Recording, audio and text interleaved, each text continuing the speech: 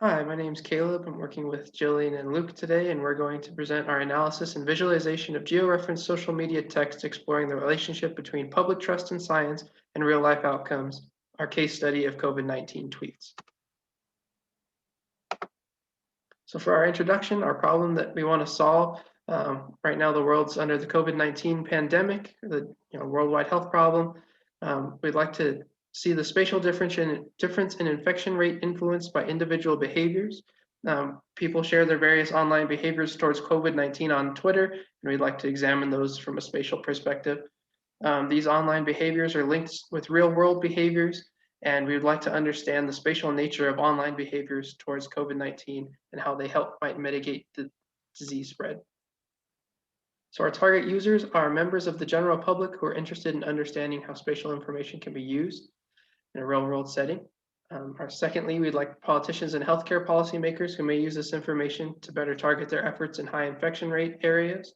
And lastly, we'd like social scientists who are interested in spatial distribution of behavior to be one of our users. So for our workflow, our first step was to create our own data set by scraping the tweets. We used the TweetPy package, a pandas package. Then we generated two data sets, one of 450 tweets and one of 19,550 tweets to give us 20,000 tweets in total. We then filtered the tweets to remove improper location and any duplicates. Then we created CVS file from pandas databases to organize our data. And then the last step was to manually label our 450 tweets into proper bins of do not trust science, and others. And then that was handed off to Luke for the random forest classifier. We start by importing the tweet CSV using pandas. We pre-process the tweet text by converting to lowercase, removing special characters and stop words, and lemmatizing words. Next, we convert text to numbers using TF-IDF vectorizer. Then we make two pandas data frames, one for 450 manually labeled tweets and the other for the remaining unlabeled tweets. We split the manually labeled data into train and test sets and use this to train the random forest classifier on the manually labeled data and check the accuracy of the result. Then we apply the trained random forest model to the unlabeled data and save the output predictions to a CSV file. And Jillian will tell us about the mapping steps. The final step is producing an interactive map of results using the Folium Python package. First, we import the state boundary as a GeoJSON and import COVID-19 data from November 30th, 2020. Then we convert the results from the random forest classification to a proportion of tweets falling into bin 2, which is do not trust the science, for each state. Then we create a choropleth map with 3 layers: tweet proportions from the random forest classification results, tweet proportions from our manually labeled training data set, and COVID-19 incident rates, which will be symbolized as proportional symbols.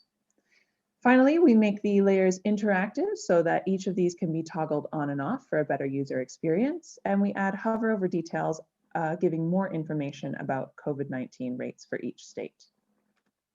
So here are the results. On the left-hand side, we can see manually labeled tweet data set symbolized with the choropleth map. The circles are the proportional symbols that indicate COVID-19 incident rates. And there you can see I have hovered over one of those circles to bring up pop-up details about COVID-19 in New Mexico.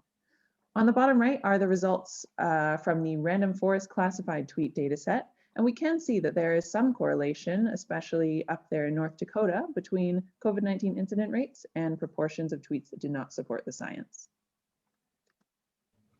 For future improvements, we would like to generate a larger manually labeled data set to further improve the performance of the machine learning model.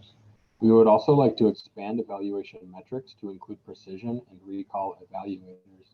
And finally, incorporate a measure of spatial statistics to evaluate correlation between tweet rates and infection rates. We would like to thank Dr. Liping Yang for her significant contribution to the conceptualization and implementation of this research. We would also like to thank participants in the University of New Mexico's Fall 2020 Geography 525 course for their helpful comments and questions during the initial phase of research design. Here you can see our data sources used and also our contact information. Thank you for listening.